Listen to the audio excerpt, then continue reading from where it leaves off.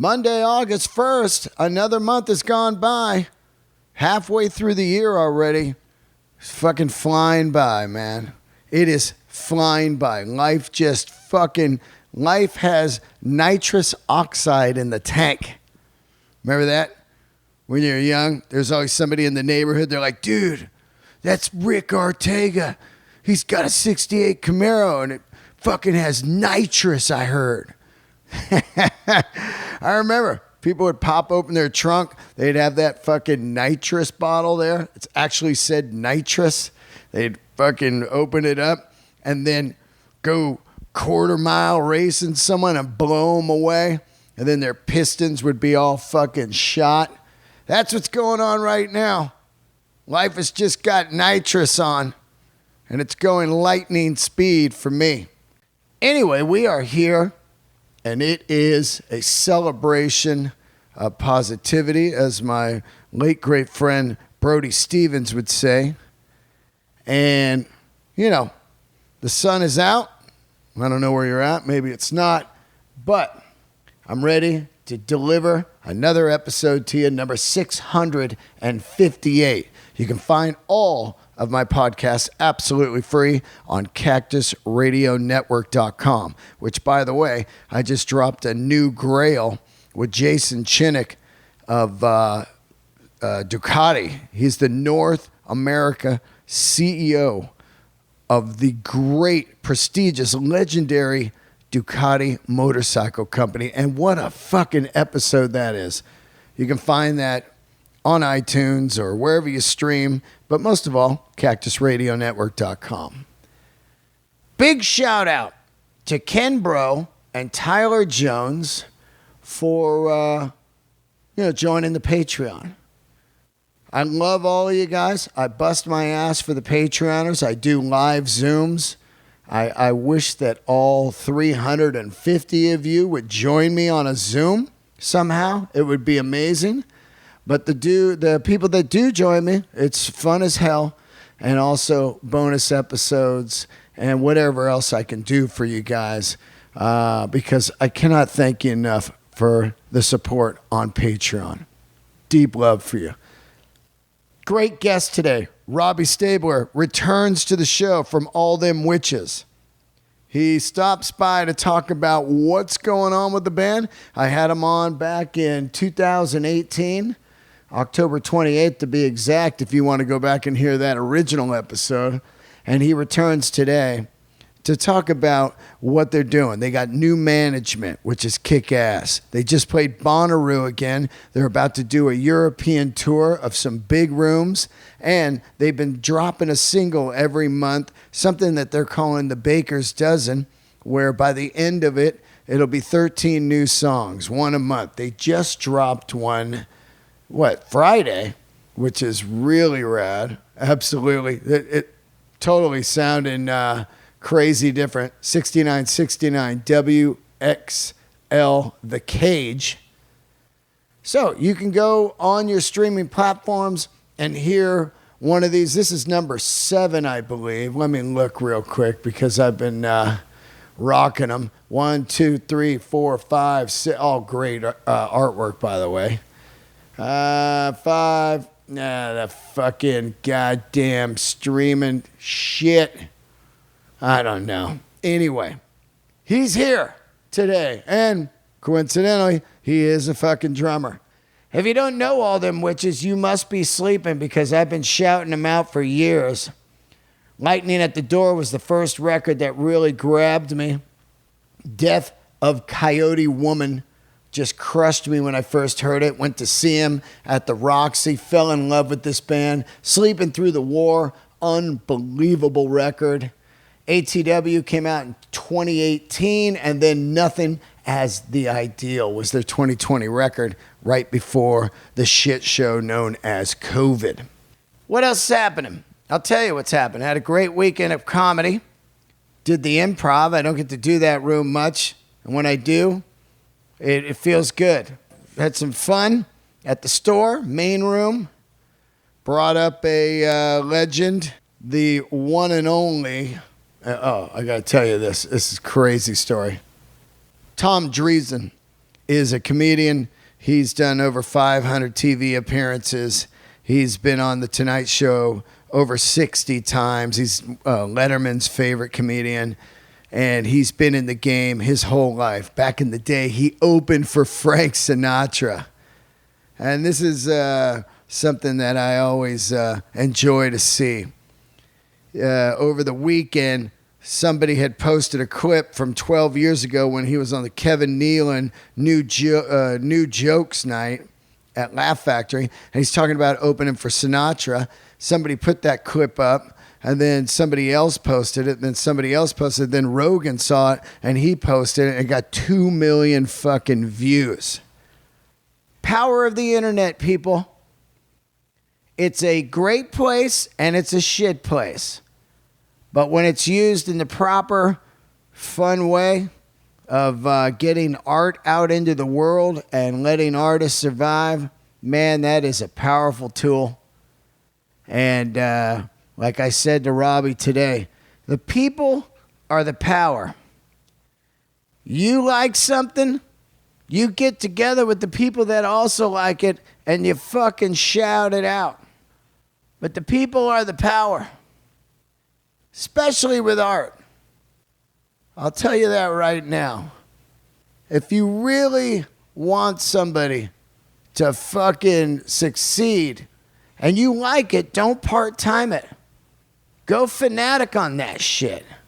Not in a cuckoo way, but tell everybody at your fucking family barbecue, a brunch, people at your work, whatever. Boom, I like this. I've been doing that with most of the new bands that I've had on here over the 11 years. People ask me all the time, got any new band suggestions? I've got fucking 50, 60 of them. Bam, bam, bam. So there you go. That's a big topic on today's episode because Robbie and I, we relate to each other over serious grinding, doing art and things we absolutely love. And the reason I say this is because I feel so good lately about a lot of my new material and a comfort level on stage. I'm starting to feel really good since everything opened back up. So that's, I feel good about that. And I hope to see people in the rooms so I can do this comedy for you. Check out the tour dates, DeanDelRey.com, and merch. I will be starting that Marcus King Youngblood tour September 8th, I believe, all the way through October 26th or something like that.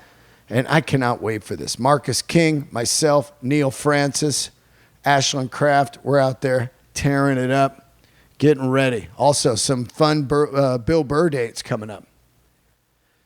Patreon.com/DeanDelRey. DeanDelRey.com. That's all the stuff there. All them witches. Dig into that stuff. Candles are lit for sure. Thank you so much. Here we go. Robbie Staebler of All Them Witches.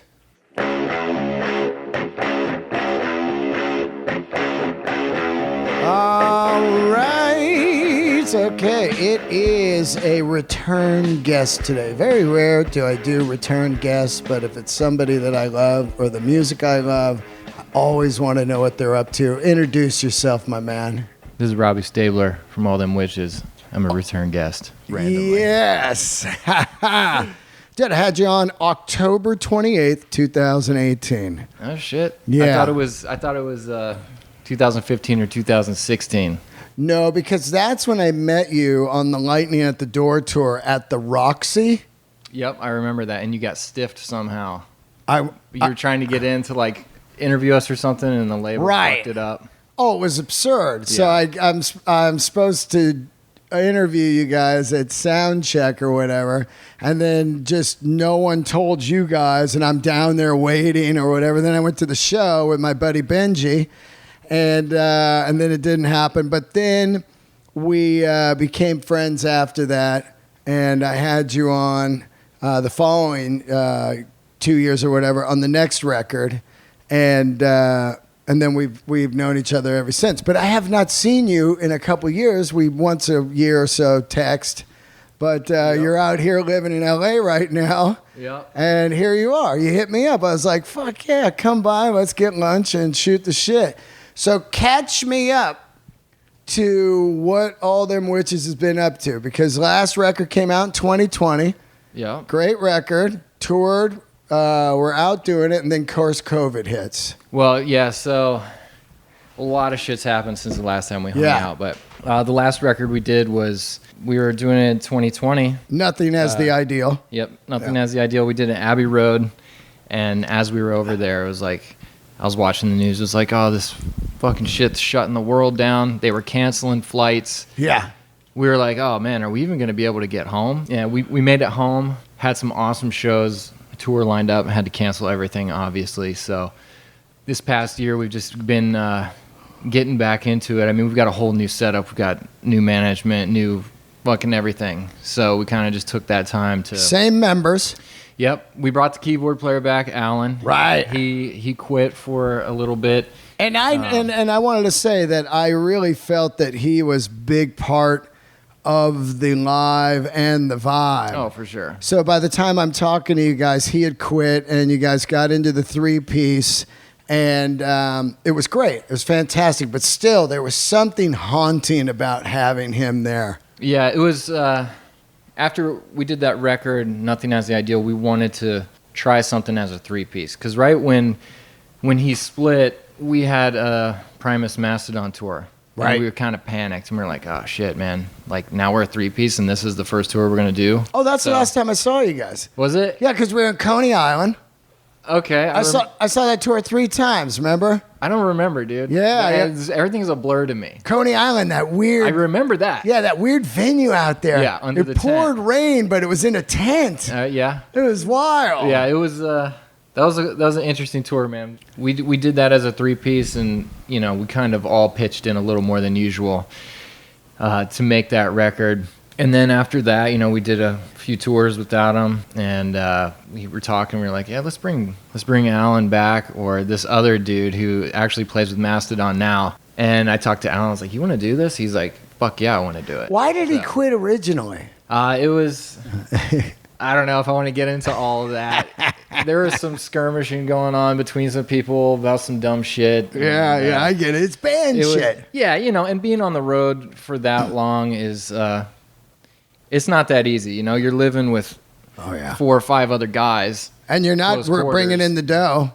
Yeah, we were being able to pay our rent and that stuff, but, it can be pretty disheartening sometimes, and it's hard to keep your spirits up sometimes. You're on the road for 2 months together, and it's like, it gets fucking annoying. Yeah. And people don't understand it. Like my family and stuff, they're like, oh man, you're like doing this crazy glamorous shit, like you're on this bus, you're fucking partying, you're doing all this stuff. I'm like, not really at all, actually. Like that stuff just doesn't happen. It's like a bus. You mean we're in this tiny ass van? People are like crashing on each other's shoulders. Like, yeah, this sucks, dude. Yeah, last time I saw you guys, you drove the band van over. We did the podcast, I think, at the Comedy Store. Yeah. And you drove the band van over there. Yep. Dude, that's what I'm driving now. I bought it from the van. Really? From the band, yeah. So that's you still mine. got it? Yeah, dude, it's out front. Wow. Yeah, it's cool. That's a good van. So yeah, we did that for a while. And then he wanted to come back. Yeah, it was all water under the bridge. Yep. So we got together. After he said he wanted to come back, we went to my studio. I set up a time. Everyone got together for like a week, and we just hit record. I spent all my money that I made on tour building this studio. So right now we've got a new song coming out every month. The project's called The Baker's Dozen, so it's like 13 songs, 13 months. And most of the stuff came out of that week-long session, so we've just been chipping away at that. And then we just did another week in Florida at Ben's studio to kind of finalize what we're going to put out this year. Just getting ready to do some stuff next year. And then, I've just been working on my own stuff in the meantime. In between that, I got another band going, which is pretty cool. I got to plug that because my buddy Alad, who builds our amps, Dale Amps, I have to turn you on to that stuff. I mean, he makes some really high-quality stuff, all handmade. But he's a crazy bass player. So me, Alad, and my buddy Evan Smith, who rides for DC, is like a crazy pro skater. during COVID, I was talking to him. I was like, hey man, check out these tracks. It was just like a bunch of sound checks that I did when I was building the studio. I was like, try to put some vocals on this or something. And then he sent me some stuff back. I was like, oh yeah, this is cool. Like, we got to do something with this. So now we're on the second album. That's going to mastering, I think, next month. And what's it called? UV Ways. UV Ways. Yeah. Oh, that's cool. Yeah. That's the name of the band. So we got like 2 or 3 records worth of stuff. One record's out. The other ones are about to come out, or at least be finished mastering and stuff. So I've just been staying busy, man. And, we did a few tours this year. And we're How were they? Man, they were awesome. Yeah. They were really awesome. It was, everything was an upgrade. We were in a bus. We were selling out shows, like the biggest shows we've done in the States as a band so far. Wow, that's great. Thank God it's not like taking a nosedive yet. It's still on the up after 10 years of playing together. Yeah. It's funny because I was thinking about that as I was looking back before you came over, and I was like, man, I've been listening to this band since 2016. And I was looking at notes. At like an 18, I was like, this is one of my favorite bands. Like, you got to get into this band, people. And it seemed like about a year ago, people were hitting me like, hey, man, are you down with all them witches? I'm like, what, are you kidding me, dude? I've been talking about this band, them, King Buffalo, like, all these bands that I had on the podcast over the last 5 years have been continuously grinding and working and putting out records and getting somewhere, which is great. Yeah, it's hard work, but it's worth it. It's not always the most fun, but it's really rewarding, man. A long time ago, I made a decision that I was just going to do what I thought was right for my life and stop thinking about what other people told me. Yeah. And being in a band was one thing I always wanted to do. So to be able to like kind of take the reins on my own shit and grind away for that long, it feels good. It's like, yeah, I'm not rich. I'm as broke as I think I ever have been, but I get to do what I feel rich like with doing. Happiness, though, man. Exactly. I'm the same way. Wealthy in spirit. Yeah, exactly. It's just kind of like, hey, man, somehow I've been doing comedy for the last 12 and a half years, and I don't want to sit down and figure out how I made it each month, but fucking A, I'm doing it, That's out of control, dude. Yeah, I know. Congrats, dude. We're doing the same shit. Yeah, exactly. This podcast is sponsored by BetterHelp. I'll tell you right now, the last couple years have been an absolute shit show. Tons of ups and downs, especially for myself and a lot of my friends. And I know that people are out there seeking therapy. And there's no better way to do it now than BetterHelp.com. Here's the deal, man. You don't have to go to some therapist, get in traffic, stress even more, and lose your mind. You can log right into your account online anytime on your computer, send a message to the therapist, and bam, you can schedule weekly video or phone sessions. It's more affordable than the traditional online therapy, and financial aid is available, and I'm going to offer you a special 10% off the first month of BetterHelp.com. That's BetterHelp.com/Delray, DELRAY. 10% off. I'm telling you, man, I've had some rough times. I had a rough weekend, actually, Great shows, but then just at home and bam, the fucking world sits on my chest. Feel like I can't breathe. BetterHelp is a great way to invest in yourself. Visit their website and read the testimonies that are posted each day. In fact, so many people have been using BetterHelp that they've recruited additional therapists in all 50 states.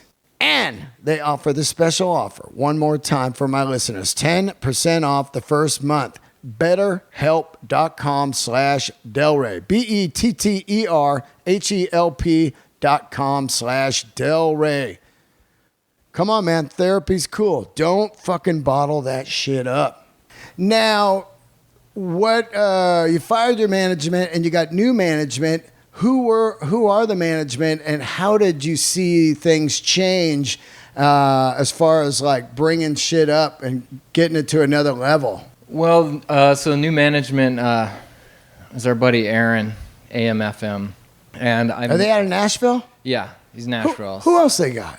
Greta. Yeah, that's right. And because they were going to, King. yeah, Marcus. Yeah. I'm about to do that tour with Marcus. So Nice. and they were courting rival sons for a little while. Yep, also, I think so. Yeah. So those guys are killing it. Yeah, I just had dinner with a couple of them a few weeks ago. I've never met them before, but we ended up in the same place at the same time with some mutual friends, and they seem like real good dudes. And I've kind of just been following their tour online. It's like, man, these guys are fucking killing it. Yeah. They've been grinding for a long time, too. Big time the same way.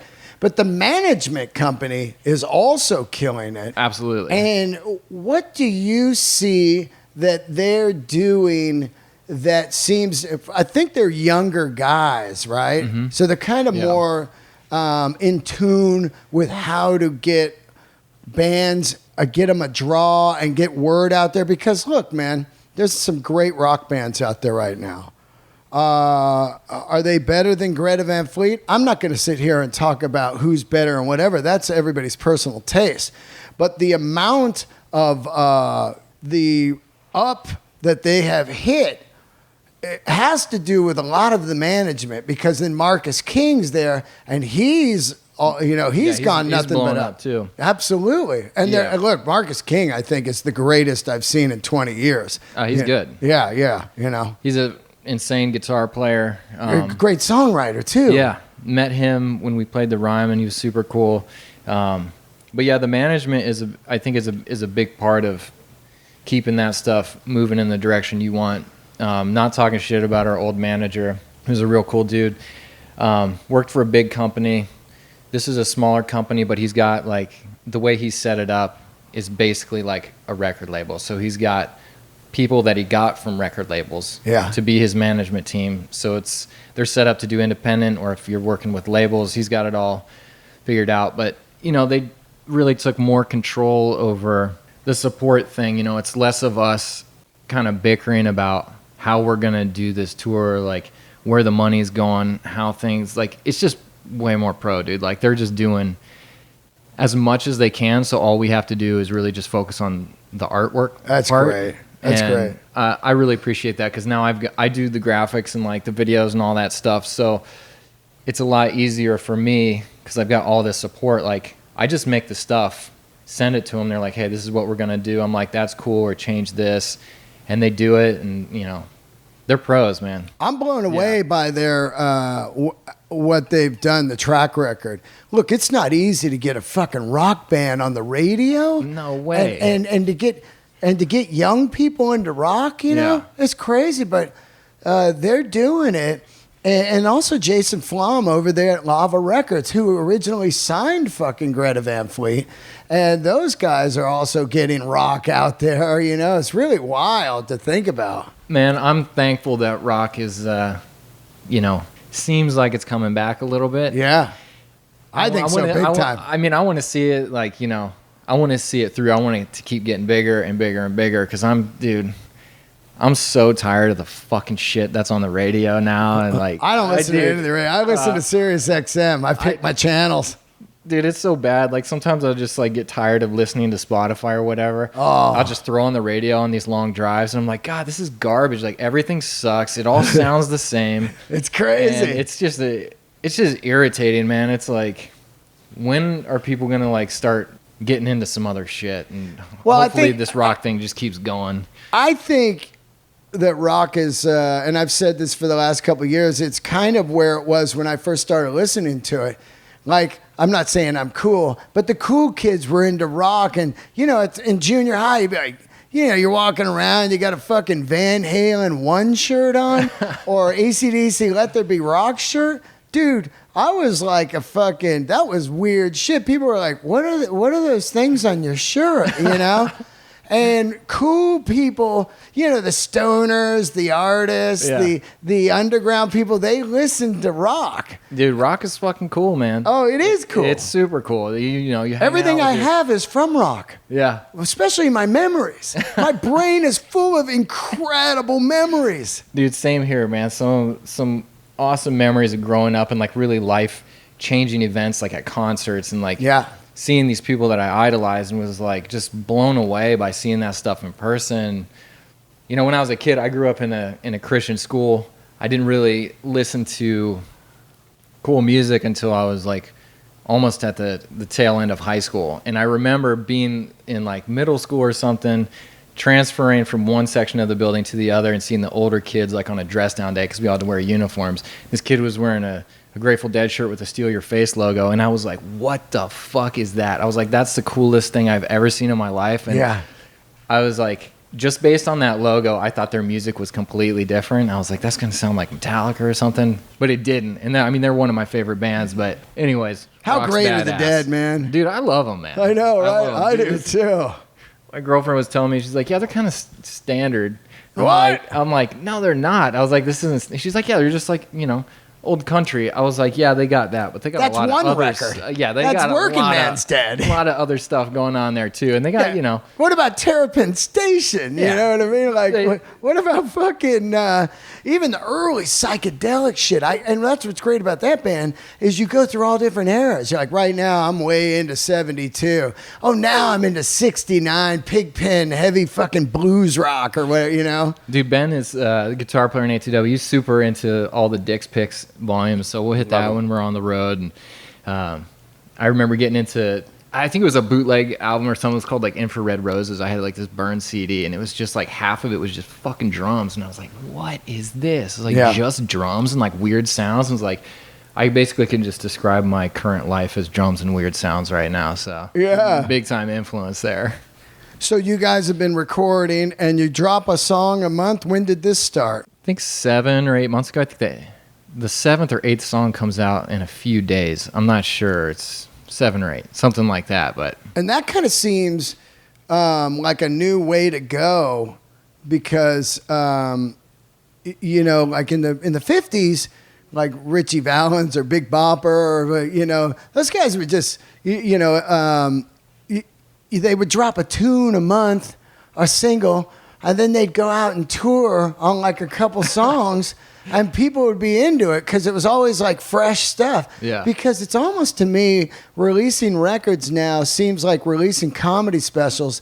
I think you're better off releasing less at periods of time because people's ADD is through the fucking roof. Oh, yeah, man. And so they miss the whole back end of your record, especially a band like you with how it's so dense and cool and you know, way out there. You don't want people to be missing shit. So just give it to them once at a time, you know?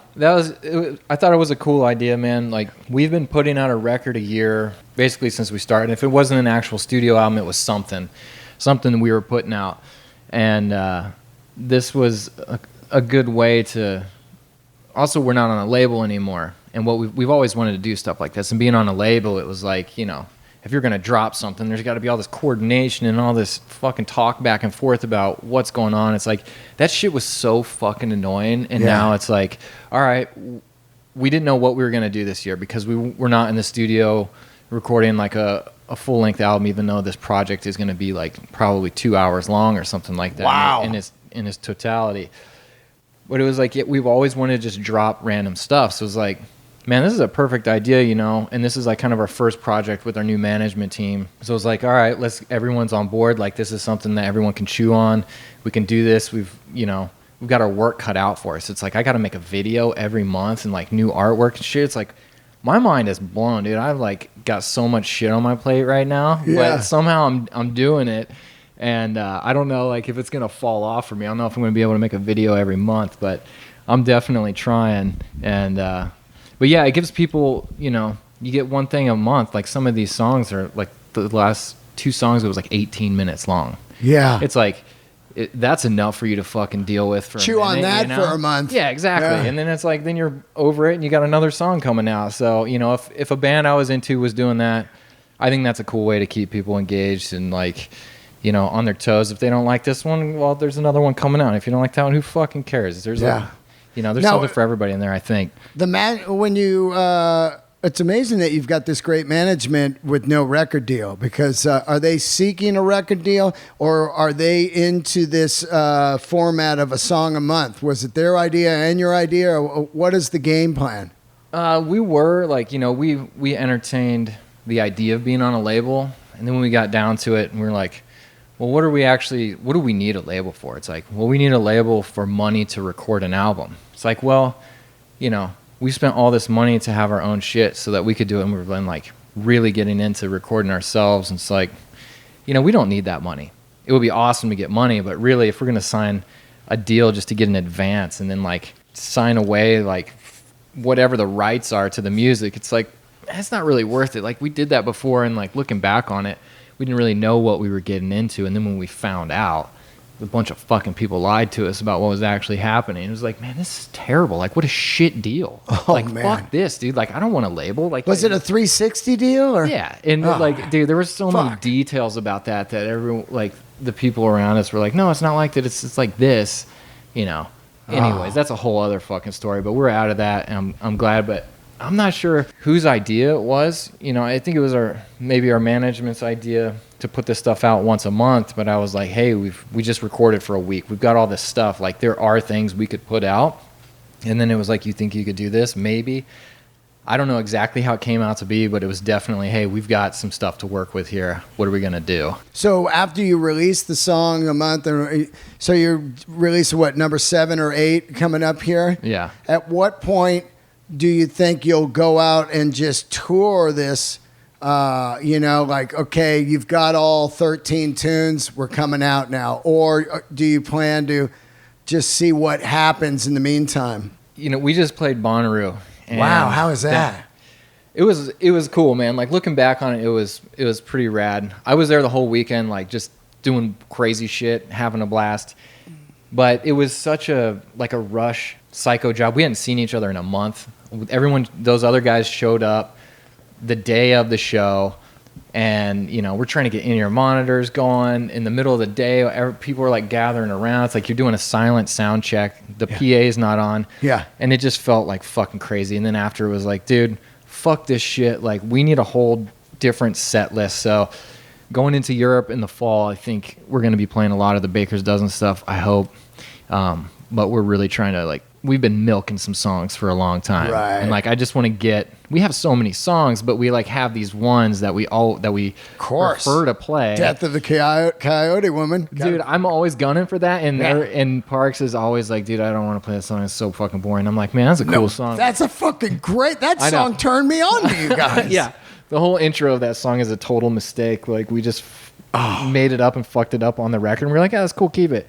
And now we play that part live, but maybe we'll get that one in on this tour. But we have enough material to, like, I really want to rework some stuff, man. There's some songs on Dying Surfer we've never played live. It's like, man, let's get super weird. You know, we're taking submissions for opening bands in Europe, and part of me is like, why don't we just play for night. 2 hours? That'd be great. Like, we can. Like, I'll be exhausted, but I'll fucking do it. Hell yeah. We'll see what happens, though. Now, when's the Europe tour start?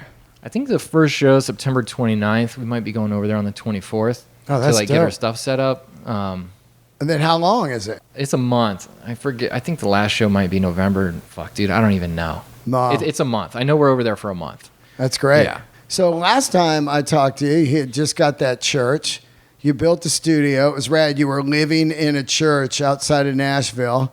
And you just told me that you lost it 6 months ago. The guy sold the place. Yep. And now you're just shit's in storage and you're living out here in California with your girl, but you're getting ready to move somewhere. You don't know where yet. Yep. But so it's kind of all kinds of scrambling around, you know? Dude, it's madness, man. Yeah, I put everything I had into that church. It was an hour outside of Nashville. Like, nobody was around. I moved there just so I could work. So there would be no bars. There would be no distractions. There literally was nothing out there except the post office, which was next door, which was fucking awesome because I was like selling shit and mailing it constantly. I was like, this is a great setup. I talked to my landlord, like, I mean, I got that place dialed in, dude. Yeah. And it was cheap too, right? Dude, it was so cheap. Well, how much was it? It was like, I was paying $900 a month. Yeah, and it was a full church. Yeah, it was really Oh, you nice. sent me photos. It was so rad. Yeah, and then I asked the guy, I was like, hey man, will you ever consider selling this? And he's like, no, I'm never going to sell it. And then I was like, all right, well, if you ever do, hit me up. And then one day he just hit me up. He's like, hey, we're putting the church up for sale. I'm like, oh, okay. Well, thanks for hitting me up. I'm like, how much you want for it? Yeah. And in the scheme of what things are going for now, it's not a lot of money. But in that town and like there were some structural things with the building. He Right. wanted, it was like twice as much as what I thought it was worth. And I was like, dude, I can't do that. I landed a couple of final sessions in that place. I worked until the day before we had to leave, and then I spent the whole day packing out and moving. Were you Said recording goodbye to other that. bands in there? Like My other band, the UV Ways Project. Yeah. We did our last week in there, and then packed it up. And then the studio stuff went to Alad's place, where he's finishing mixing the UV Ways stuff right now.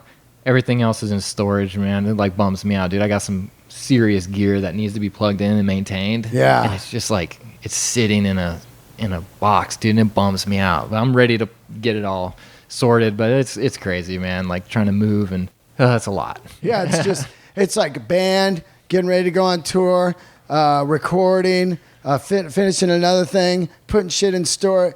After a while, you're like, something's gonna suffer here. You know? Dude, it's and my it better head. not be the band, the music, It's like it gets so scrambled life, man, of just constantly grinding to stay in the fucking, world. Yeah, no, same here, man. Like most of my effort goes into being able to maintain the things that I like doing, things that fill me up, and it's exhausting, dude, but it's paying off. It's all going to keep paying off, I believe, in all that stuff. I'm never going to stop working for any of that, but at the moment, man, like the past few years, with the world shutting down and all that stuff, man, like really put a kink in some plans. I think this sounds so fucking corny. It's like things happen for fucking reasons. Like, yeah, I mean, I can get down with that, because I find other things that I wanted to do, and I during that time I really carved out some stuff I always told myself I needed to do. Yeah. And I did it. And now because I did it in that time, like now I have these other avenues moving forward that I can work on this other stuff at the same time. So I guess I'm thankful for it, but it definitely, my plate's like a 5-pound sack of potatoes I'm trying to fucking manage right now, but it's working. Now, where are the other guys living? Ben's in Florida. He's in St. Augustine. That's where he grew up. Right. So he was, I think he moved back there a few years ago. He loves it out there. Parks. Wasn't he living in like some cabin somewhere last time? No, that was Parks. Oh, Parks. That's right. Yeah. Yeah, he ended up moving next to me in the church, which I think we talked about last time, but then he inherited a cabin in the middle of fucking nowhere in Arkansas, dude. I mean, you have to drive, if it rains, you have to drive over a creek to get to his house. He's got fucking snakes inside of his house, dude. Like he caught a big black snake and let it loose in his house to kill the rats and shit. Whoa. Dude, next level stuff, dude. Like That guy's Sling Blade. yeah, he's insane, dude. What He's the insane. fuck? So like, Parks just going full sling. And does he live there by himself? Yes. Whoa. Yeah. You think he could be going serial killer, man? Yeah, hey, I'm, he has some concerns, but I text him. It's like he responded to me the other day, 10 days after I texted him. Fuck, holy Dude. 10 days. Yeah, it's like, man, that's some crazy shit nowadays. Dude, you got, that's recluse shit. For real. Talk about recluse, dude. The spiders and all that shit he's got to deal with. I'm not into that. Does he like it? I don't know, man. Yeah. I think he does. I think he likes aspects of it, and maybe he gets a little lonely out there. Maybe I'm speaking out of turn about it, but God, that's wild. yeah, it's crazy. His family's got like 200 acres or something. So his mom's got a house out there, his aunt's got a house out there, but they're all spread out. Right. And I think he's like kind of caveman style. Wow. He's got it's a pretty sick cabin. Oh, yeah?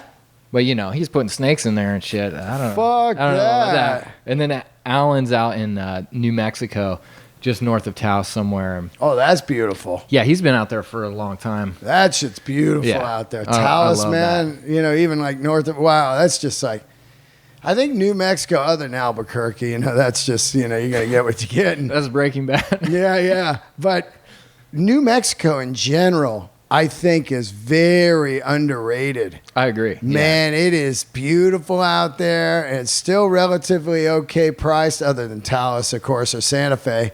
But you get outside, man, and you start looking at some of the stuff out there, and it's mind-boggling, It is, man. Their license plate says Land of Enchantment, and that is definitely true. Yeah. I remember the first time I went out there, I was with Alan, and we ended up in Ski Valley, like on the tallest mountain in New Mexico. I was like, dude, what the fuck is this place? Like, that was the first mountain I'd ever been on.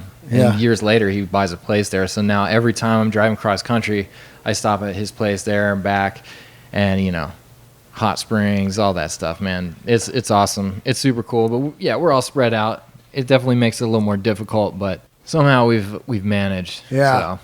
I think with good new management also, it can rejuvenate some excitement in the band, because when you're going years in a van and you're seeing some other bands that you started at the same time, maybe rise above, and then you see other bands that you love that are dropping down, you're like, well, if they can't fucking do it, how are we going to do it? And you just start getting lost in the world of art. You're like, well, I don't know what's going to happen. So if you do find a good management team, it gets some excitement going, you know? Absolutely, man. And seeing what our management has done in a short period of time, and, you know, meeting all these people, you know, they're coming out to our shows, like different people from the team come to different shows while we're on tour. It's like, man, this is really cool. You know, they're doing a great job. So that's definitely exciting. And it's also a mind fuck to see, you know, what other bands are doing, rising or like dipping down a little bit, you know, friends on both ends of the spectrum. It's a mind fuck, dude. And, you know, nothing's certain. A lot of people quit during COVID. Oh, yeah. They were just like, you know, I got this job at Kinko's. Yep. I got healthcare now, and I'm going to stay home, you know, and they tap out because it's just, I mean, no money for a year or two. And even if you're making money, it's just, you know, in one hand, out the other. But if you're getting nothing, yeah, exactly. It's like, wow. Exactly. Yeah. I was lucky, man, with the ATW fans. They're like a cult following. And I was able to really buckle down on like selling my artwork and prints, and like I'll just go out and buy a bunch of T-shirts, screen print them, bleach them, sell that shit. It's like, okay, I can pay rent. I can throw these guys some bones. Yeah. And that was how I got through it, man. Was just like, yeah, I got through it with the Patreon. Yeah. And still right now, man. That's cool. Yeah, because it's still, you know, even though it's wide open, all the comedians above me, they immediately got all the spots in the clubs, you know, because they need to get out there and start working again. So those comics that might be doing theaters usually are like, I got to get back in the clubs and work up this material and shit. Yeah, for sure. So there's like no bookings, you know, without Bill Burr taking me out on the road, I'd be fucking, holy shit, man. I mean, I have I think 5 headlining gigs so far this year. Oh, man. I know. And I feel like I'm stronger than ever. So I'm just like, I got to have people see this, you know? How long are you out with Bill Burr? Well, on and off, but now I'm doing the Marcus King tour. Oh. So this is going to be really good. It'll be Neil Francis, Marcus King, and myself. And Ashland Kraft is doing some of it. And but I'm doing the whole tour, 38 dates or something. That's badass, so dude. Thank God, you know, because like I feel really good about what I'm doing right now. I hate for people not to see it. Yeah, no, they're going to see it, dude. Yeah. Just keep doing it. I mean, that's awesome. Oh, I'm never stopping. Yeah. I'm never fucking stopping. That's cool that Marcus is bringing you out. We had the idea like 3 years ago. Really? Yeah, and then COVID hit. We've always talked, like ATW's always talked about bringing a comedian out. Yeah. It's like, dude, why don't we just bring a comedian? It's one dude and a fucking mic. We don't have to deal with people bitching about like moving backline and all this crap. It's like, that would be cool, man. We've always talked about it, but it hasn't happened yet. I think the main thing, Marcus and I loved that the 70s bands would bring a comedian. And we talked about it over the years. Like, you know, and I've opened for Metallica a couple months ago, 2 nights. Congratulations. That's fucking sick, crazy. Dude. And I did an Alice in Chains tour. But I think that if we really, and I've been doing a lot of press on it lately, and Marcus, I think, is doing a lot of press also. But I think if we really can get the word out that there is a comedian on the tour also, and you're going to get to see comedy and rock, and get the people, if they're not into it, just go get a beer, cool. But the people that are into it, stand and listen. Because doing comedy to people that are standing is the hardest thing ever. Because they're just like, they got their beers, they're not focused, they're like, maybe I'll go over here. They're walking around, you know, maybe some people are in there like, why is the roadie talking? Or whatever, you know. So, and I also opened for Rival Sons at the Fillmore, which was crazy also because there's people standing. So a lot of the rooms are seated, like the Ryman and shit. Yeah. And the Beacon and stuff like that. So the seated rooms are going to be great for me. Right. And not great, so great for, but rock bands don't like seated rooms, No, it's different. But I'm sure you're pulling it off, though, with the standing crowds. Well, I don't know. Every night's different. Yeah. You know what I mean? Yeah, You're I just bet. kind of like, well, let's see what happens. Because you really need people sitting down and focusing on the material to get laughs. Yeah, that's true. If they're missing parts of it, it's not like rock where you can just listen and go, oh, killer solo, and then look at your buddy, and you know what I mean? Yeah. So who knows? But I am a guy who loves to live life of fucking let's see what happens. That's the only way you can do it, because you never know what's going to happen.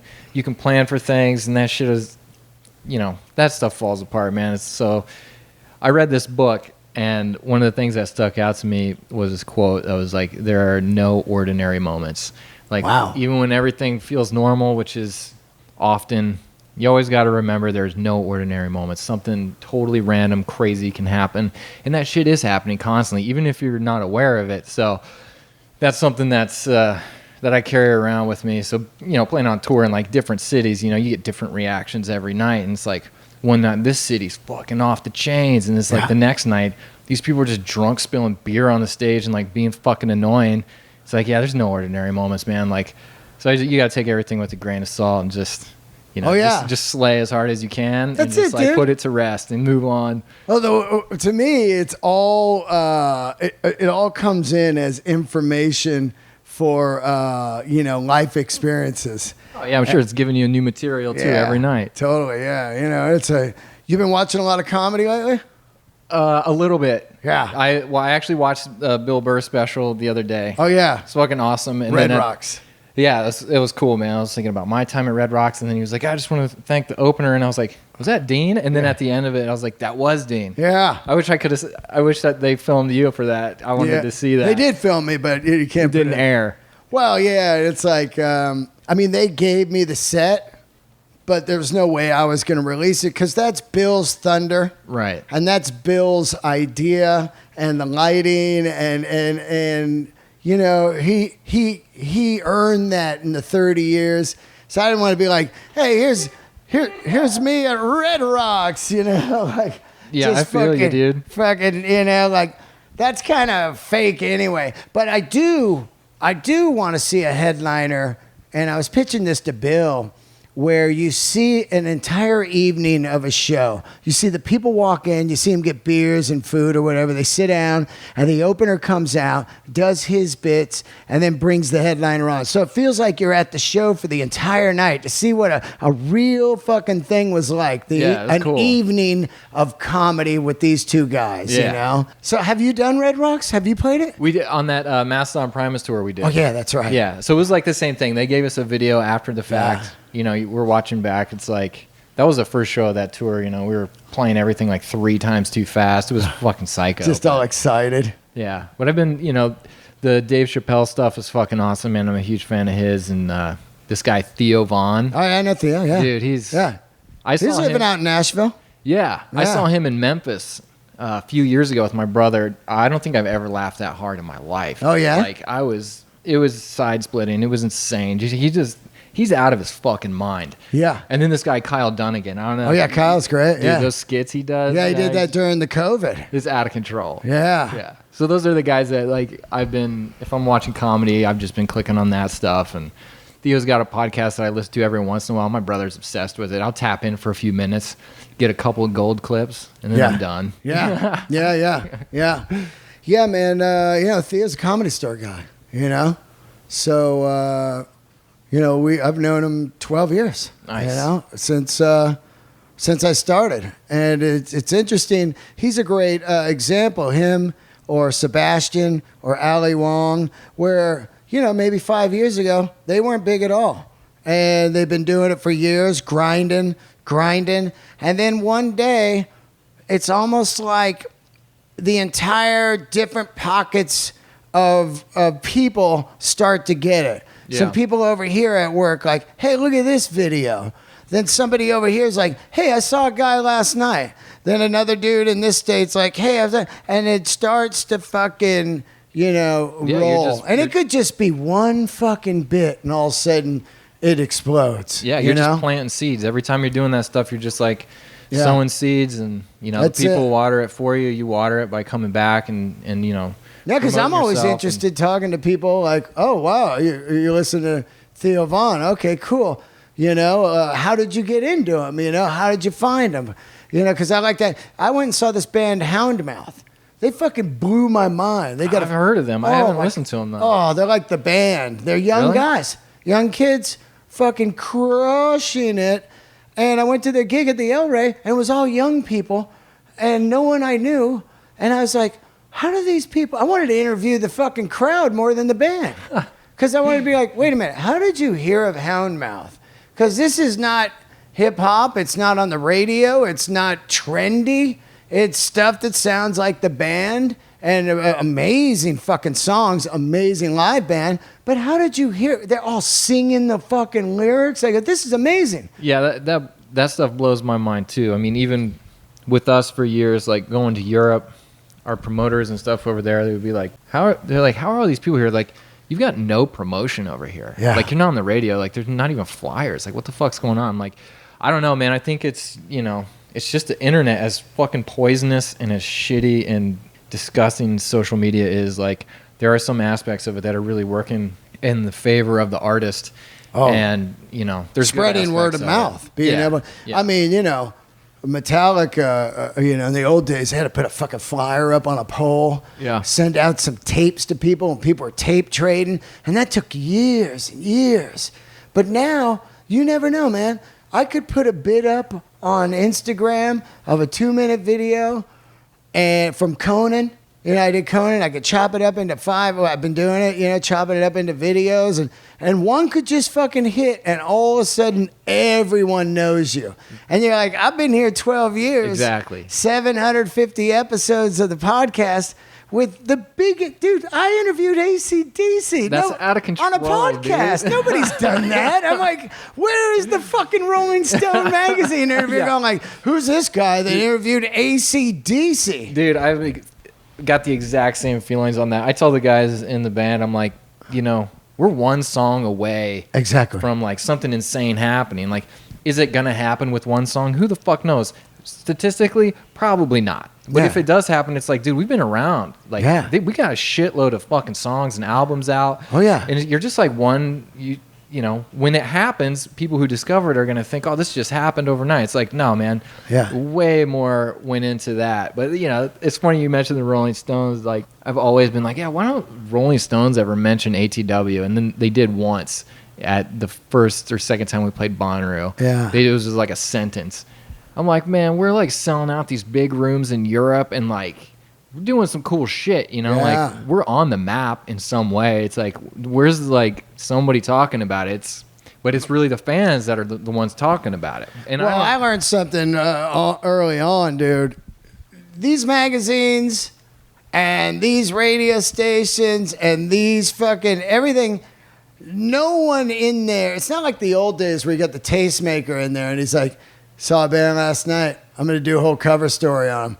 It's all driven around publicists. Yeah. So then you got to hire a publicist for $25,000. It's all a joke. And you hope that they fucking have the right connections. And then they go to Rolling Stone and go, hey, let's give these guys a little half pager here. And they go, I don't know. You got any money? Exactly. Dude, it's crazy. It's such bullshit, dude. It's like, that stuff pisses me off so bad. It's like, we've hired publicists and stuff, and I'm sure we will continue to do that because that's just what you kind of have to do. Right. But I remember we did that, and we were like, oh, this is how much it's going to cost. Like, okay, we do that. And it's like, oh, Rolling Stone's going to premiere your music video. And I was like, oh, that's awesome. And then the day before it was supposed to premiere, they were just like, never mind. Whoa. Yeah. Oh, man. Like, fuck all this shit. Like, that to me was like, all right, none of this stuff matters. Like, this is all a joke. Like, it's really just the people that are going to see it that are making the difference. It, like, doesn't, this other shit is just people are the power. Mirrors. People are the power. Exactly. And I tell people over and over, man, you're the power. You want to see me at a club? You call that club every day. Yeah. You want to see me somewhere? Start fucking tweeting it. Start tagging clubs. Hey, I want to see this guy. Start tagging bands. I want to hear you on this podcast. I want to, you know what I mean? The people are the fucking power. Yeah, people are giving that shit away. They're just sucking the dick of all this, like, top-down shit. We're fucked. It's fucking crazy, man. It's wild world out there, man. But you know what? I wouldn't change it for anything, man. It's just like I'm enjoying the ride. I like the highs and the lows. You know, they're both weird. I don't like the lows, but they come.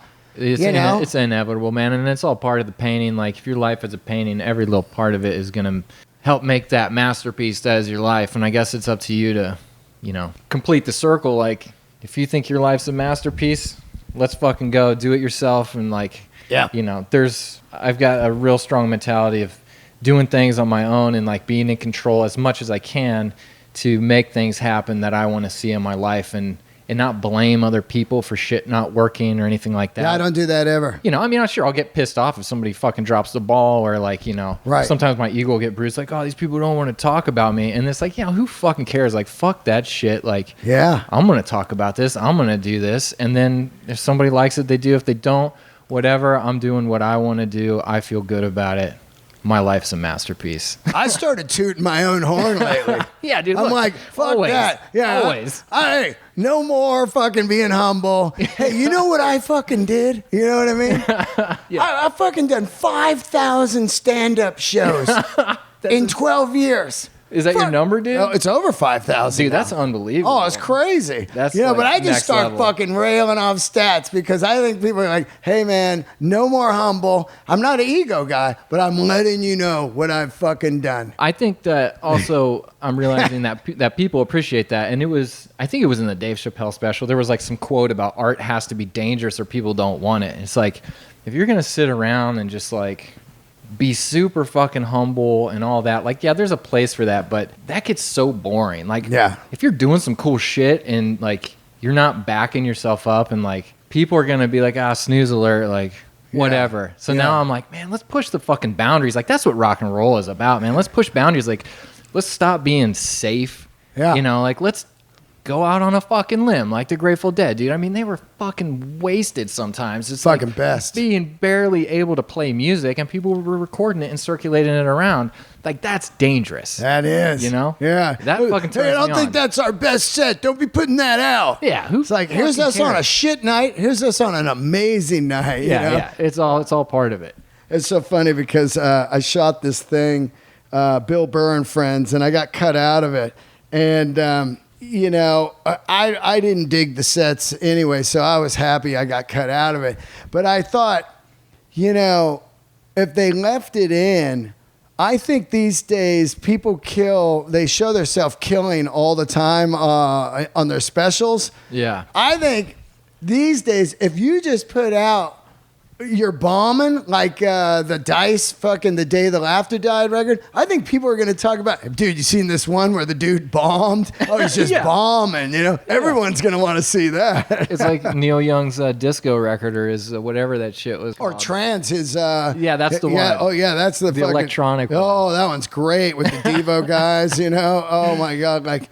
That thing, and then he gave it to Geffen, and they're like, "Hey, what the fuck is this? We want Old Man. We want Harvest #2." Geffen sued him.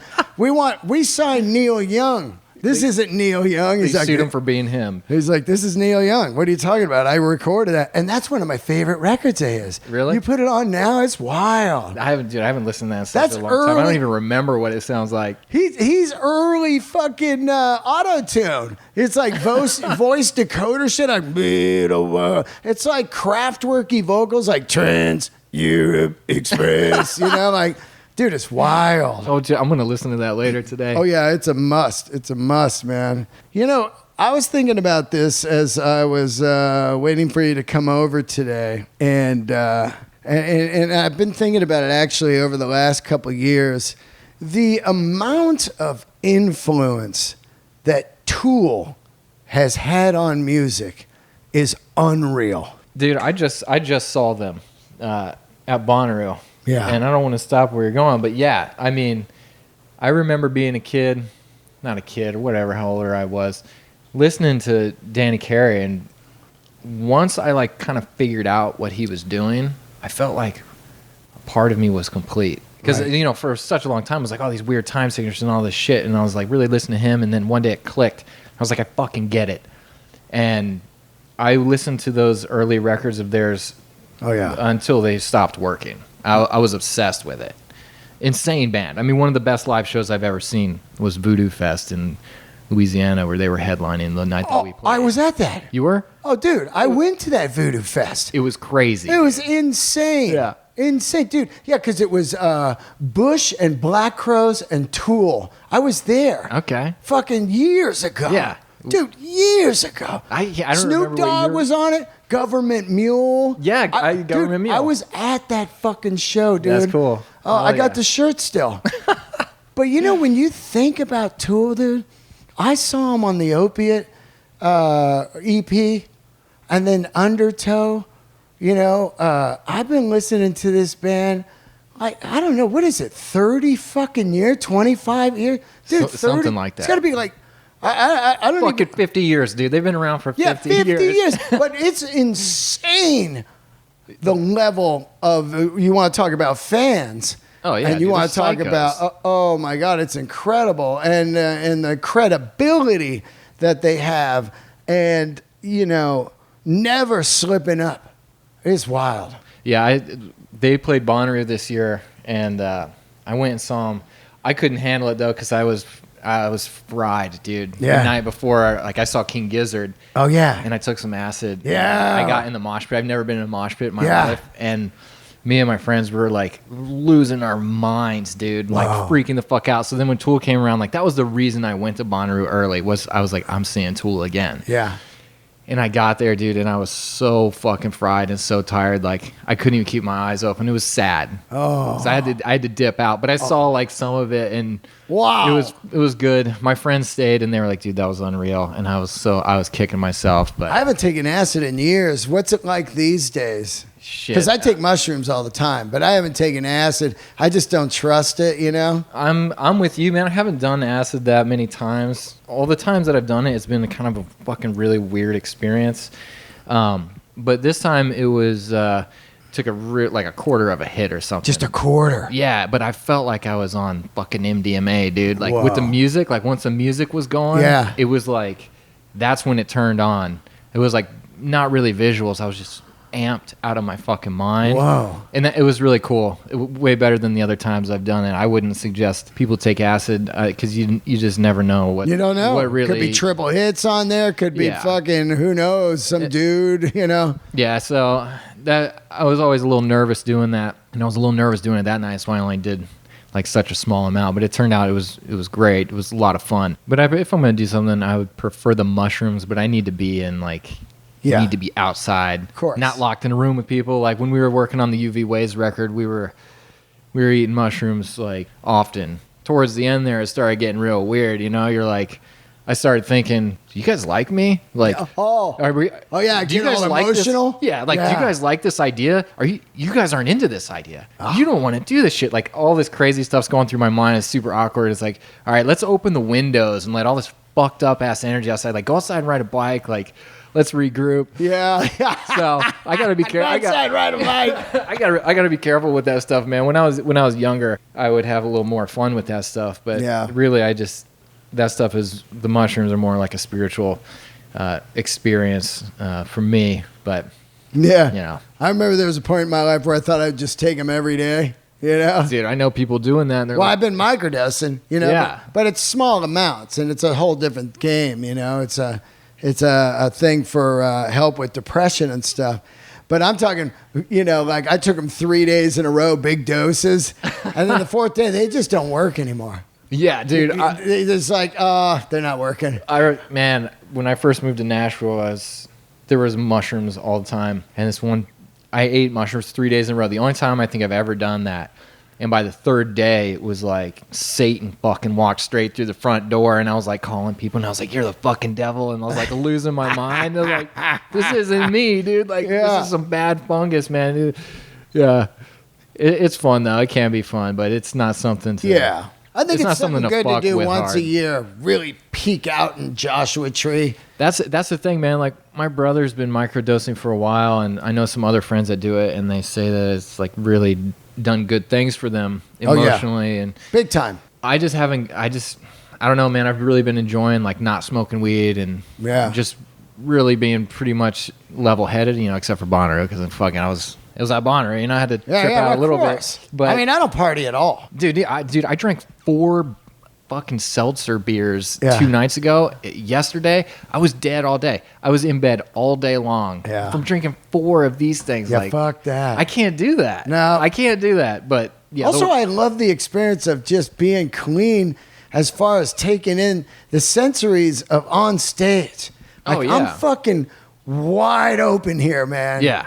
You're already high just being up there doing that shit. And there's people's faces. They're looking at me like, go. And I'm like, all right, I got to find this. Yeah. And the weaving in and out and the fucking exhilaration of these laughs happening or no laughs. And you're like, oh, and it's survival mode, man. It's full on survival mode, dude. What drum kits you playing these days? Basically the same thing I have been, man. It's a hybrid. So there's this custom company out of Washington called Allegra. So I've got that. It's like a 24x10 kick, same one I used when we first met. But then I've got like the vintage pieces on. I've got like a 60s Slingerland, 50s Roger floor tom, like 70s Pearl fiberglass floor tom. And then I'm using Pearl free-floating snares, the big ones, like the 8-inch deep ones. And then also old vintage parade snares, like 14x10s, 15x10s for recording. And then still just one big cymbal, one 24-inch Dream cymbal. And that's it, man. I just keep it real simple. But I'm always tempted. I'm like, I need to add congas. I need to add some fucking rototoms. Like Danny Carey's got rototoms for his regular toms sometimes. I'm like, that's sick. I got to do that. Yeah. So I'm still like, I'm opening up. Like I'm hoping this next record brings a little more of an interesting drum setup for me. Because, I mean, I love the simplicity. But at the same time, like I'm hearing these drum fills with these different sounds. I'm like, maybe I should add some different shit up. You should whip out some classic Simmons. Oh, yeah. That'd be fucking wild. Just the Simmons up there, fucking Star Wars sounds. Start triggering some crazy sounds. Fuck yeah. Yeah, I got the vocoder up there. Yeah. It's like it's like the Beastie Boys thing, like intergalactic. Love it. Like I can get that same sound with it. Yeah. But I added that up there. So because I sometimes I'll just get mad and I'll just start saying shit. Yeah. Like if something's fucked up and no one's listening to me, I'll like get up, take Parks' mic and piss him off and like say something. Like we were live in concert. Oh yeah. Oh wow. Dude, we played the last show we played this year was in Houston. We were super stoked. Last show, like kind of a bigger room for us. And so anyways, the opening band goes on. Our fucking sound guy / tour manager leaves. He does sound check. He's like, all right, guys, I'm going to Australia. I'm just going to get to the airport early. And I'm like, this dude just left. Like, that's kind of weird. So then our monitor guy is now front of house. Wow. For the first half of the show, Ben has no monitors, 0. And like me and him are looking at each other. He's freaking out. He's like, dude, I can't hear anything. I'm like on the fucking thing, like pitching my voice up and down, like, what the fuck's going on? Like, no one's listening. Have to get up, yell at people. It's like 20 minutes later, somebody comes in and fucking plugs it in. And the only thing that's wrong is it's not plugged in. Oh. It's like that kind of shit. So yeah, I've got this little thing. Like, so if you hear like some live recordings or come see us in concert, I might say some real crazy shit on that if I'm feeling wild. Well, I'll tell you, it was great to see you. Let's go get some tacos. Always awesome to talk with you. Great, fantastic band, and I know how fucking hard you work. You're like me. We, once in a while we shoot back and forth. Fuck, it's tough out here. Yeah. A little text here and there, but it was great to have you on again, man. I really appreciate it, man. I'm glad I reached out. Let's stay in touch for sure. Yeah, and so go see them. In Europe, it starts in September. allthemwitches.com. Is that where you find it? allthemwitches.org, because we're fucking late to the game. Okay, allthemwitches.org, and find out where they're playing. Buy some merch. Get their records. Unbelievable music and unbelievable live band. And I can't wait to see what's next for you guys. Thanks, man. I'm going to plug one more thing real quick. There you go. If you want some art or some shit like that, uvways.com. That's where I sell like the custom stuff and all that. That kept us going during COVID, so it's out there if anybody wants to find it. Spell that real quick for him. UVWAYS. And that's U and B as in boy? Or V as in Victor. Okay, UVWAYS.com. You got it, dude. Okay, there you go, guys. I have to repeat it because, people don't listen. They're like, hey, man, can you tell me that website again? Like, I got to go back and listen to the episode and find it. Dude, I don't even know what it is half the time, so thanks for telling me. Hell yeah. And don't forget to subscribe to the podcast and leave a review on iTunes and YouTube. Also, I got all kinds of new merch on the website, deandelray.com. Look for the Marcus King Youngblood tour dates on there right now, and also some of the Bill Burr tour dates. I'll be all over the place for the next 4 months. So candles are lit.